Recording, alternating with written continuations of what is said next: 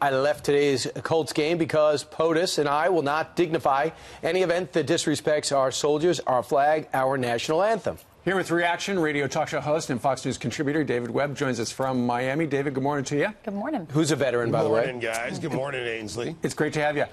Democrats are already saying, hey, how much did this publicity stunt cost us?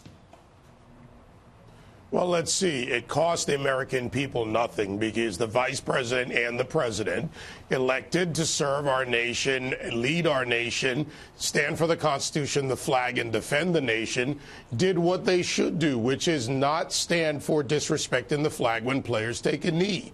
Let's pause for a moment and take a breath here, guys, because this started with Colin Kaepernick in a protest against police officers and the shootings of blacks.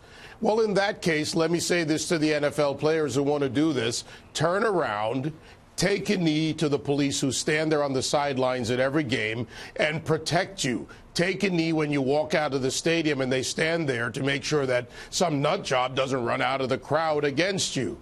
Instead, they're disrespecting the flag. And I don't care what party you're from, what side you're from. American people, whether you look at the history of burning the flag, your First Amendment rights, your rights to protest in any way, Americans, by and large, see that as disrespectful to the flag. The Vice President, Mr. Vice President, thank you for standing up. Well, we have two owners. In particular, the Giants owners asked the players to stand, two didn't. Jerry Jones says if you don't stand, you're not playing. And Stephen Ross is going the same way, and all the Dolphins stood. So in the big picture, do you think the president, for some who say the vice president made it worse because this thing was petering out, what do you say to them? Yeah, they'd like to say it made it worse. I'd say it made it more in line with Americans, Brian. After all, what Jerry Jones did, the Dallas Cowboys, I'm a Giants fan, so kudos to Jerry on this one. They call themselves America's team. Well, if you're America's team, how do you not stand for America's flag? And on top of that, when you look at the fact that he's making the rules, he's making it clear you play for this team, you have your rights, but on this team, I've set a set of rules, just like you and I have rules at work. Anyone watching, we all have rules at work. These are the rules. David, what does the flag mean to you? Because Brian reminded us at the top of the segment that you served our country. I say this for anyone, whether you've raised your right hand or not. How many of you remember that moment? I was a young kid. I was barely 18 when I took that oath. And I claimed no great battles, no great function. But I remember that moment because I didn't know what was going to happen to me. But I knew that I wanted to serve this country.